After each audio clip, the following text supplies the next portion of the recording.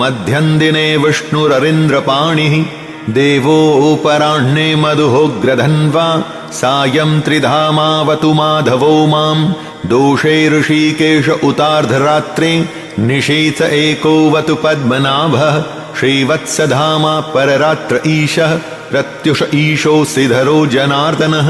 दामोदरो व्यादनुसन्ध्यं प्रभाते विश्वेश्वरो भगवान् कालमूर्तिः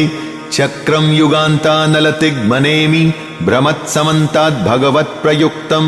दन्दग्धिदन्दग्ध्यरिसैन्यमाशु कक्षं यथा वातसखो हुताशः गदेश निस्पर्शन विस्फुलिङ्गे निष्पिण्ड्यजितप्रियासि कूष्माण्डवैनायक यक्षरक्षो भूतग्रांश्चूर्णय चूर्णयारिन् त्वं यातु धान प्रमथ प्रेतमात्रि पिशाच विप्रग्रह घोरदृष्टिन् दरिन्द्र विद्रावय कृष्णपू